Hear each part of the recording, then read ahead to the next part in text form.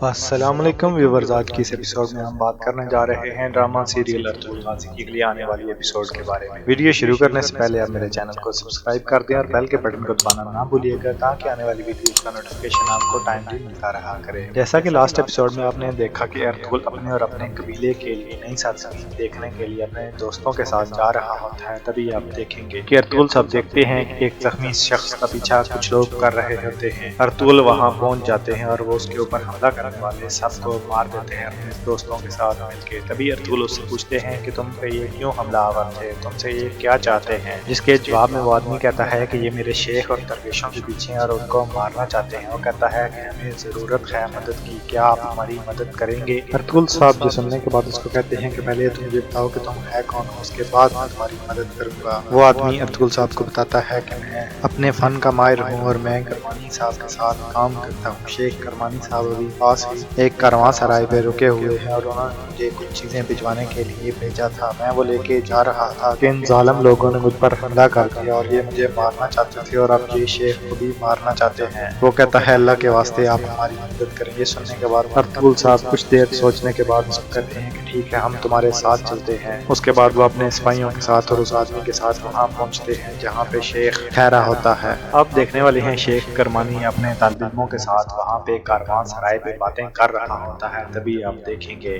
جو شیخ کرمانی کو مارنا چاہتے ہیں وہ بھی اپنا بیس بدل کے اسی کاروان سرائے پہ بیٹھے ہوتے ہیں۔ تبھی ان میں سے ایک ظالم اٹھتا ہے اور وہ جس کمرے میں شیخ کرمانی بیٹھے ہوتے ہیں اس کے دروازے کو بند کر دیتا ہے۔ تبھی آپ دیکھیں گے ارطغرل صاحب بھی وہاں پہنچ جاتے ہیں۔ ارطغرل صاحب جب وہاں پہنچتے ہیں تو وہ دیکھتے ہیں کہ کمرے کے اندر کوئی بھی نہیں ہے۔ وہ دیکھتے ہیں کہ یہاں تو کوئی انسان نہیں ہے اور دوسری طرف کمرے کے اندر آپ دیکھنے والے ہیں وہ ظالم جو شیخ کرمانی کو مارنے آئے ہوتے ہیں وہ اپنی جگہوں سے اٹھتے ہیں اور شیخ کرمانی کے سارے طالب علموں کو مار دیتے ہیں اور شیخ کرمانی کو پکڑ لیتے ہیں اور اس کو ابھی وہ زہر پلانے ہی والے ہوتے ہیں۔ تبھی ارطغرل صاحب دروازے کے پاس پہنچتے ہیں۔ جب وہ یہ دیکھتے ہیں کہ دروازہ اندر سے لاک ہے تو وہ یہ سمجھ جاتے ہیں کہ اندر کوئی نہ کوئی مصیبت شیخ کرمانی پہ آ چکی ہے۔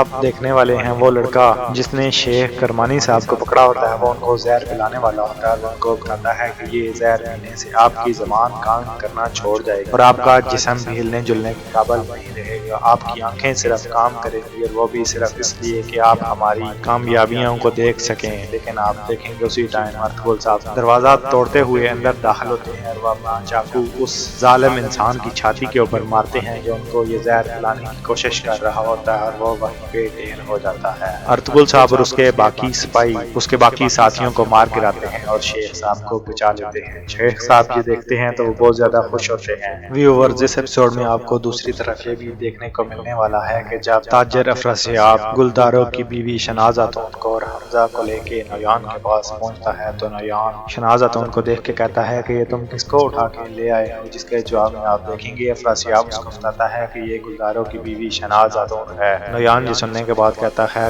گلداروں تو اس کو چھوڑنے والا ہے، تم اس کو کیوں اٹھا کے لے آئے ہو؟ لیکن آپ دیکھیں گے افراسیاب اس کو کہتا ہے کہ اس کو نہیں چھوڑنے والا۔ نویان اس کو کہتا ہے کہ اگر گلداروں اس کو لینے نہ آیا اور اس نے میری وہ ڈیمانڈ پوری نہ کی جو میں اس سے کروں گا تو میں تمہیں اور اس کو دونوں کو کتوں کے آگے پھینک دوں گا۔ لیکن آپ دیکھیں گے تاجر افراسیاب اس بات پر بڑا ہی پر امید ہوتا ہے کہ گلداروں شناز خاتون کو چھڑوانے ضرور آئے گا۔ اس کے بعد آپ دیکھیں گے افراسیاب اس کو کہتا ہے کہ میں تمہارے لیے ایک اور بھی گفٹ لے کے آیا ہوں۔ تبھی آپ دیکھیں گے تاجر افراسیاب حمزہ کو اندر بلاتا ہے۔ حمزہ جب اندر جاتا ہے تو نویان اس کو دیکھ کے خوش ہو جاتا ہے۔ وہ کہتا ہے کہ تم میرے بڑا ہی وفادار تھے۔ اس کے بعد آپ دیکھیں گے تنگت وہیں پہ بول پڑتا ہے۔ وہ حمزہ سے کہتا ہے کہ تمہارا قبیلہ کیسا ہے کہ ہر بندہ تمہارے قبیلے سے بھاگ جاتا ہے؟ پہلے عبد الرحمن تمہارے قبیلے سے بھاگا اور اس نے ہمارے ساتھ غداری کی اور اب تم اپنے قبیلے سے بھاگ کے ہمارے پاس آئے ہو، کیا تم بھی ہمارے ساتھ غداری کرنے والے ہو؟ لیکن آپ دیکھنے والے ہیں حمزہ تنگت سے کہتا ہے کہ میں تمہارے ساتھ لڑتا رہا ہوں، تم کیا سمجھتے ہو کہ میں اپنے قبیلے سے بھاگ بھی نہیں سکتا؟ آپ دیکھیں گے یہ سننے کے بعد تنگت کہتا ہے کہ ہاں تم بڑے ہی بہادر ہو، تم وہاں سے ضرور بھاگ سکتے ہو۔ اس کے بعد آپ دیکھیں گے نویان بھی ان کی یہ باتیں سننے کے بعد تھوڑا پریشان ہو جاتا ہے کہ حمزہ کیسے بھاگا۔ وہ حمزہ سے کہتا ہے کہ تم بتاؤ کہ تم قبیلے سے کیسے بھاگنے میں کامیاب ہوئے ہو، جس کے جواب میں آپ دیکھیں گے حمزہ اس کو بتاتا ہے کہ میں نے گلداروں کو بیوقوف بنایا ہے، میں نے اس کو کہا ہے کہ اس قبیلے کے اندر تاجر افراسیاب غداری کر رہا ہے اور تم مجھے اگر چھوڑ دو تو میں تمہیں نویان کا سر لا کے دوں گا۔ وہ کہتا ہے اس بات پہ گلداروں مان گیا ہے کہ میں اس کو تمہارا سر لا کے دوں گا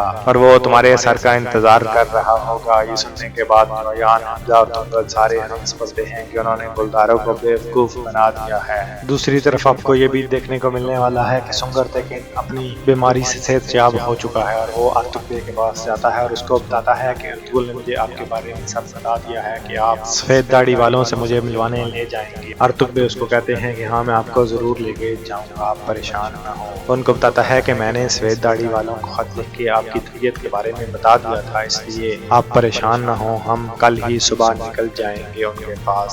سنگر تیکن یہ سننے کے بعد کہتا ہے کہ چلو ٹھیک ہے، کل صبح ہم نکلتے ہیں اور وہ میں مور بھی اپنے ساتھ رکھ لوں گا جس سے سارے ترک قبیلے اکٹھے ہو سکیں گے اور منگولوں کے خلاف ہم اس جنگ کے اندر نمر آزما ہوں گے اور ان کو اس جنگ کے اندر ایسی کاری شکست دیں گے کہ وہ کبھی دوبارہ ہمارے خلاف جنگ لڑنے کے بارے میں سوچ بھی نہ سکیں۔ اس ایپیسوڈ میں آپ کو یہ بھی دیکھنے کو ملنے والا ہے کہ جیسا کہ ارطغرل نے شیخ کرمانی کو اس کے اوپر حملہ آور ہونے والوں سے بچایا ہے، تو آپ دیکھیں گے ارطغرل اپنے ساتھیوں کے ساتھ وہیں شیخ کرمانی کے پاس اس کاروان سرائے میں اس رات کے لیے رک جاتا ہے۔ اس کے بعد آپ دیکھیں گے وہ سارے لوگ باتیں کر رہے ہوتے ہیں کہ اور ارطغرل صاحب سے پوچھتے ہیں کہ بیٹے تمہارا کیا پلان ہے، جس کے بعد ارطغرل ان کو بتاتا ہے کہ میں یہ چاہ رہا ہوں کہ ہم ترک اپنے لیے ایک ایسی سرزمین کا انتخاب کریں جہاں پہ ہم آزادی کے ساتھ اور اللہ کے قانون کے مطابق رہ سکیں۔ یہ سننے کے بعد اس کو شیخ کرمانی کہتے ہیں کہ تم بڑا ہی اچھا کام کرنے والے ہو۔ ارطغرل صاحب ان سے پوچھتے ہیں کہ آپ کیا کرنے والے ہیں، جس کے جواب میں شیخ کرمانی اس کو بتاتے ہیں کہ میں چاہتا ہوں کہ ہم اسلامی ریاست کے اندر ایسی تجارت کا انتخاب کریں جو کہ حلال ہو، سودی نظام کو ہم ختم کرنا چاہتے ہیں۔ وہ کہتے ہیں ہم ایسی تجارت کا